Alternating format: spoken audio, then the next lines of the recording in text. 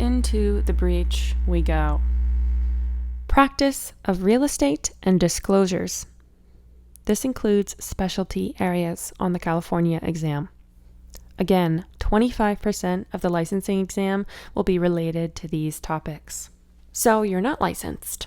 What are some permitted activities of unlicensed sales assistants? Unlicensed assistants cannot perform activities that require a license. They may not host open houses, show houses, negotiate deals, or solicit real estate clients. However, they can place signs on a property, distribute marketing materials, provide factual information about a property, schedule appointments, prepare marketing or advertising materials for broker review, draft and assemble documents, and they can accept trust funds on behalf of the broker. DRE Jurisdiction and disciplinary actions. The California DRE sets and enforces real estate licensing laws and regulations in the state. The real estate commissioner is appointed by the governor to act as chief executive officer for the DRE. The DRE has a 10-member advisory commission. The commission's purpose is to develop policy recommendations and provide them to the commissioner for approval. Advisory commission members are appointed by the commissioner. 6 members are real estate brokers. 4 members are unlicensed consumers. The purpose of real estate laws and regulations is to protect the public through license requirements and DRE oversight of California licensees and real estate activities. When a consumer files a complaint with the California DRE will determine if it has jurisdiction over the matter and will decide whether the complaint is related to the violation of a real estate law. If so, DRE will investigate. If DRE initiates an investigation and finds merit in a complaint, an informal hearing will be held by the commissioner, often followed by a formal hearing conducted in front of a judge. Licensees who are found guilty of violating real estate law put their licenses in jeopardy. DRE disciplinary actions include the following. License restriction. Licensees may perform all real estate activities, but is on a probationary status. License suspension. The licensee must cease all real estate activities for a period of time determined by the DRE. License revocation. The license is revoked and may not be activated. The former licensee may apply for a new license after 1 year, though the DRE may choose not to grant the license. Additional disciplinary actions may include assigned education, fines, and orders to return documents or property belonging to others. Licensing and continuing education requirements and procedures. Real estate services include helping others buy, sell, lease, exchange, finance, or option real property. Licensure is required when performing real estate services for others for compensation. California has 2 real estate licenses, broker and salesperson. A salesperson must work under a broker's supervision and license. A broker can choose to be independent, to run a brokerage, or to work as a salesperson with the title of broker associate under the supervision of another broker. Exemption to licensing laws apply, and certain people may conduct real estate activities without a license. These entities, people, are individuals performing real estate activities on their own behalf, apartment resident managers or their employees, corporate officers or general partners who receive no special compensation for corporation or partnership real estate activities, persons holding a duly executed power of attorney from the property owner, attorneys at law performing legal services for a client, receivers, trustees in bankruptcy, or persons acting under court order, trustees selling real property under a deed of trust, persons associated with or employees of banks, credit unions, insurance companies, loan institutions, pension savings and loans associations, and trust companies. licensed securities brokers and dealers performing real estate activities in that capacity, nonprofit organizations, cemetery authorities, escrow agents, residential mortgage lenders or servicers acting under that license, individuals who in a calendar year make collections of 10 or fewer payments or amounts of $40,000 or less on loans secured by real property, organizations for which the primary business is not real estate services and separate compensation for the real estate activity is not received. That's a long list. A corporation that offers real estate services as part of its service mix must employ a broker officer who is designated to supervise the corporation's licensees. A prepaid rental listing service provides listings of residential property available to rent to prospective tenants for a fee, but is not involved in negotiating lease or rental agreements. Both salesperson and broker applicants must be at least 18. California does not offer reciprocity with other states. Broker applicants must have at least 2 years of experience as licensed real estate salespersons in California. Licenses are renewed every 4 years and require 45 hours of approved continuing education coursework. These 45 hours must be completed prior to renewal. There's one exception.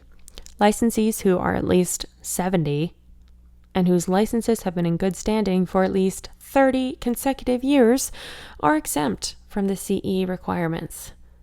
They must still submit a renewal application, though, and pay a fee. Good news, Grandpa. Your real estate license that you're still using, good job. You still have to pay a fee. CE hours may include topics on agency, ethics, fair housing, implicit bias, risk management, and trust fund handling. Licensees must also complete CE hours on consumer protection topics and potentially on consumer service. Licensees must keep their licenses active. What? I know, crazy. If a license is not renewed on time, the license may not practice real estate until it's been renewed or a new license is issued. If a license has been lapsed for less than 2 years, the licensee may renew by completing continuing education requirements and pay a renewal fee and a late fee. If a license has been lapsed for longer than 2 years, the licensee must reapply for a new license, repeating the entire license application process.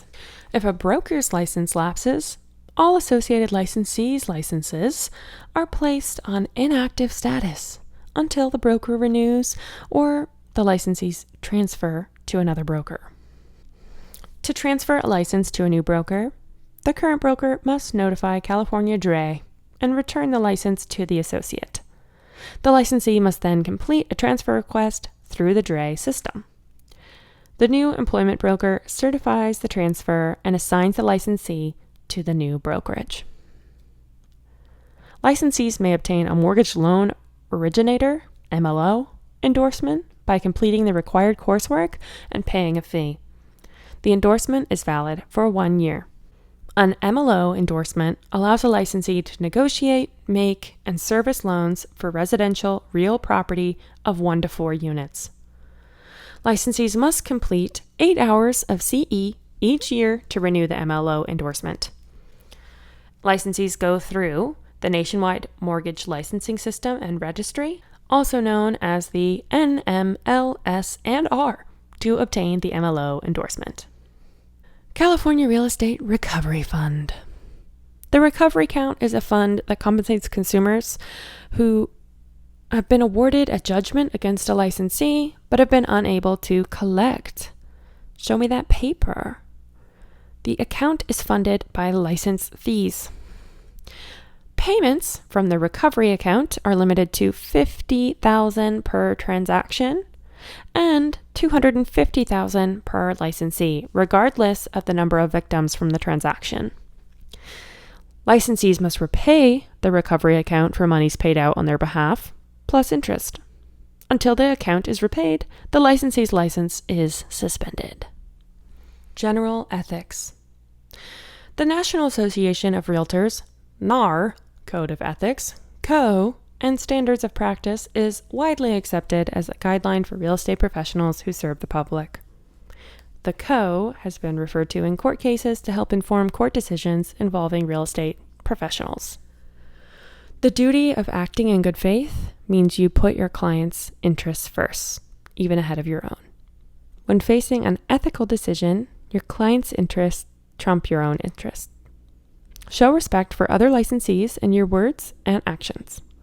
Performing due diligence for a licensee means practicing reasonable skill and care, such as by investigating issues that might affect a transaction. The duty of providing reasonable skill and care means licensees offer clients the benefit of their expertise and knowledge, but don't offer advice in areas in which they are not trained, such as law or appraisals. Licensees are obligated to know, understand, and follow all laws and regulations related to real estate.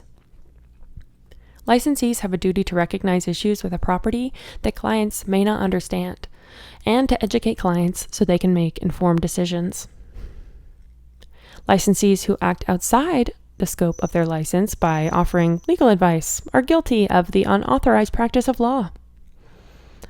Drafting contract language is outside a real estate licensee's scope of expertise. Licensees may fill in the blanks on contract forms that were created and approved by an attorney. Misrepresentation can be purposeful or inadvertent, but it's always unethical. Licensees have a duty to be informed and up to date on the properties they list, as well as about general industry issues. Self-dealing is a type of misrepresentation where a personal interest in a transaction isn't disclosed. If you have a personal interest in a property or are related to someone with an interest, this fact must be disclosed to clients. Technology. Real estate licensees risk exposure to litigation when using technology such as websites, social networking sites, and email to promote themselves and their listings. A brokerage's computer system must keep client data secure. If the computer system is compromised, client data is compromised. Firewalls, antivirus, and anti-malware software, encryption, and keeping systems up to date are all good methods of maintaining a secure computer system. Licensees who use technology, including brokerage systems or their own personal computer, must also use care to avoid inadvertent security breaches. Having a solid policies and procedures manual, the PPM, that discusses the use of technologies for marketing and communication can help licensees avoid litigation. Advertising rules apply online. Illegal cloning involves copying a legitimate website to scam unsuspecting users. Scraping is a software technique that harvests listing photos, addresses, and descriptions from publicly available data. An online rental scam occurs when a con artist uses publicly available property information to fraudulently rent property. To reduce risk from online rental scam artists, don't post information in the MLS about when your clients will be away, and monitor internet activity on your listings.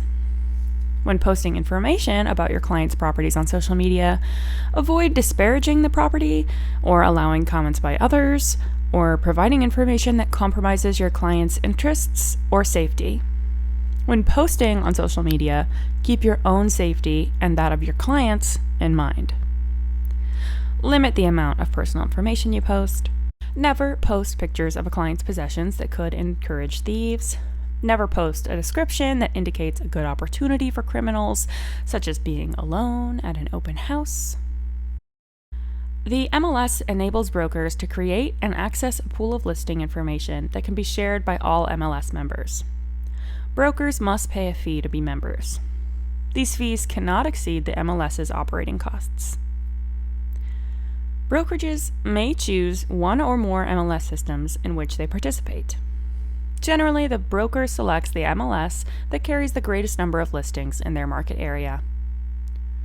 Brokers who list property on the MLS must include their terms of cooperation and compensation.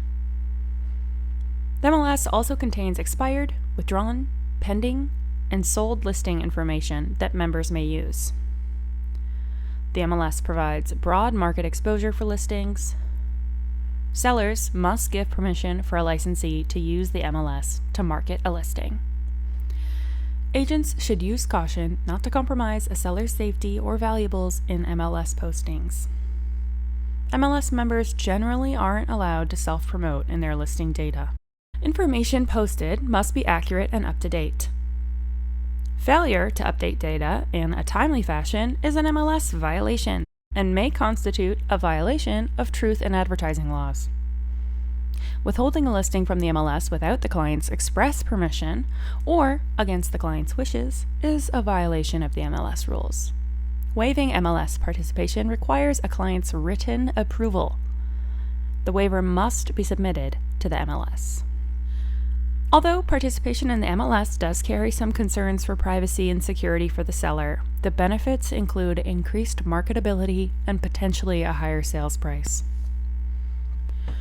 Property management. The property manager's primary function is to produce the greatest net return for the owner while preserving or increasing the property's value.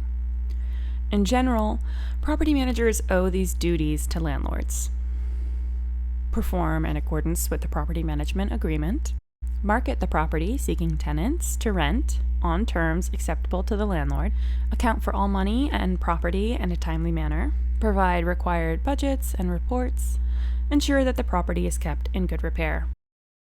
The property manager is responsible to both the building owner and tenants. For the owner, the property manager's goal is to rent units at a rate that yields the highest return, minimizing vacancy, controls operation costs, and maintains the property value. For the tenant, the property manager's goal is to provide value for rent paid and comply with fair housing and safety laws. Individuals and firms can get training and certification in property management specialization from professional organizations. Individuals can earn a certified property manager designation. Firms can receive the Accredited Management Organization certification. Types of property managers in California include resident managers who live in the buildings they manage. California law requires property with 16 or more units to have a manager living on site. This type of property manager is not required to hold a real estate license. Property managers who manage properties for owners, but are not resident managers, must hold a real estate license to perform duties such as showing and leasing units and collecting rents. Employees of the licensed broker don't need to be licensed to perform these activities. Building managers usually manage one building and work for a property manager or an owner. State law requires property managers to use credit reporting fairly. If a tenant applicant is rejected due to the credit report, the property manager must tell the tenant this and notify the tenant how to obtain a copy of the credit report. The Costa-Hawkins Act limits the impact of local rent control laws, especially for new units, single-family detached homes, and condos. It also protects vacancy decontrol for landlords. The Tenant Protection Act of 2019 is effective as of 2020. It applies statewide rent control that primarily impacts multi-unit buildings older than 15 years. Under the Tenant Protection Act, a landlord can't make annual increases to an existing tenant's rent of more than 5% plus the cost of living, and in no case more than 10%. A property management proposal documents the rights and obligations of the property manager and owner to one another. The proposal should provide information about the property manager's qualifications, the duties the property manager will perform, and the reports that the manager will provide to the owner. If both parties are amenable to the terms presented in the property management proposal, the relationship and conditions are agreed upon in a signed property management agreement. A property management agreement formalizes the agency relationship and outlines the duties and rights of each party. Property managers must provide monthly reports to owners on income and expenses of the properties they manage. Property management requires command of generally accepted accounting principles, as well as knowledge of building systems, budgeting, fair housing laws, types of leases, construction, and many other activities. Property managers must be conversant with different types of lease arrangements and lease renewal laws and know how to legally enforce lease provisions. Property managers may be responsible for both operating funds and funds belonging to others, including prepaid rent and security deposits. Operating accounts are used to pay expenses related to managing the property, such as maintenance, utilities, contractor expenses, or staff salaries. Rent is deposited into these accounts. Trust accounts, also called escrow accounts, hold funds belonging to others. Security deposits are one example of trust funds a property manager will hold. A property management plan is a tool that can assist with meeting an owner's goals and includes information about the property's intended use, condition, projected income, expenses, operational issues, and needed capital improvements. A market analysis will include a review of the demographic, geographic, and governmental environment in which a property is located. It should also include a competitive assessment. An operating budget is an annual budget that includes income and expenses related to the property operations. It informs decisions that allow maximum profitability for the property. A marketing plan includes a competitive analysis, building analysis, goal statement, marketing budget, timeline, and measurement. A rent roll contains a tenant list, tenant rents, unit types, and lease termination dates. Commercial, industrial, and income properties. Investors have a lot of options when it comes to real estate purchases. Some investments are active, such as buying a residential rental, while others are passive and more similar to buying stocks and bonds. Condos, single-family detached homes, and plexes, multifamily attached homes, such as a duplex, are examples of residential properties. Residential properties are popular with investors because they're always in demand. Several sectors exist within the category of commercial investment property. Properties in the retail category are developments or areas composed primarily of retail stores. These include strip malls, neighborhood centers, regional, super regional, and mega malls, and factory outlets. Leisure properties include golf courses, movie theaters, restaurants, and motels. A mixed-use property is one that combines zoning classifications, usually commercial, retail, and residential. Types of industrial properties include warehouses, heavy and light manufacturing, and distribution centers. Heavy manufacturing property is usually found further from residential areas. Examples include automobile plants and the steel industry. Light manufacturing property involves assembly and construction of consumer products such as apparel, home accessories, furniture. Warehouses are storage and distribution centers for products. Those who invest in unimproved land see value in the ability to build on a blank canvas rather than use existing improvements. Investors often specialize in either commercial or residential. Residential properties involve greater leveraging options as they're relatively liquid and their terms and risks are easier to understand. Commercial real estate investments are generally more complex. They require experience to evaluate the investment and the ability to take a greater risk. In commercial properties, usable square footage is the area that's actually occupied by a tenant. Rentable square footage is the usable square footage plus the tenant's share of hallways, lobbies, and other space. Trade fixtures, chattel, are items that belong to the business owner and are used to conduct business, such as an oven in a restaurant. They may be removed by the tenant when the tenant leaves, provided their removal does not cause damage to the leased property. Pizza Hut can take their pizza oven, as long as it doesn't mess up the property. The Americans with Disabilities Act ADA, and California building codes require commercial buildings to be accessible to disabled individuals, such as those who use wheelchairs. Newly constructed buildings must abide by all regulations in the ADA. Older buildings must make reasonable efforts to remove barriers and make service in public areas accessible for people with disabilities. Risk, liquidity, and leverage are all factors to consider when investing in real estate. Risk. The likelihood that the investment will lose money for the investor. Generally, the greater the potential reward, the greater the risk. Liquidity refers to the ease in which an investment can be converted to cash. A savings account is relatively liquid, since the owner can withdraw funds anytime.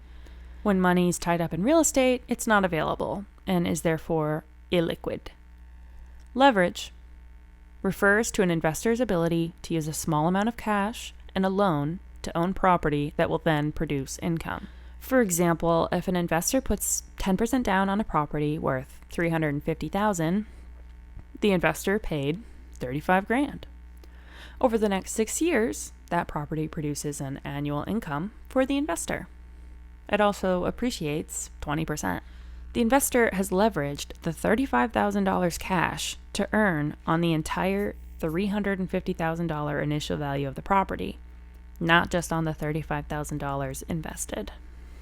Equity buildup is a paper gain in the equity in a property over the amount initially contributed toward the down payment. Pyramiding uses one investment property to finance another. This is accomplished through refinance or sale and a new purchase. 3 passive ways to invest in real estate include real estate syndicates, real estate investment trusts, and real estate mortgage investment conduits. Each has different benefits and rules of how they operate and how they or the investors are taxed. A real estate syndicate, a group of organized investors who jointly participate in real estate investments. One member fills the role of managing the property, while the majority of the members are passive investors who provide the funds for the project. A real estate investment trust, or REIT. REIT is a trust or company in which investors can own shares and benefit from the trust's real estate investments. A mortgage right invests in real estate debt, and an equity right invests in income-producing properties. A real estate mortgage investment conduit, or a REMIC, an entity used to pool mortgage loans and issue mortgage-backed securities.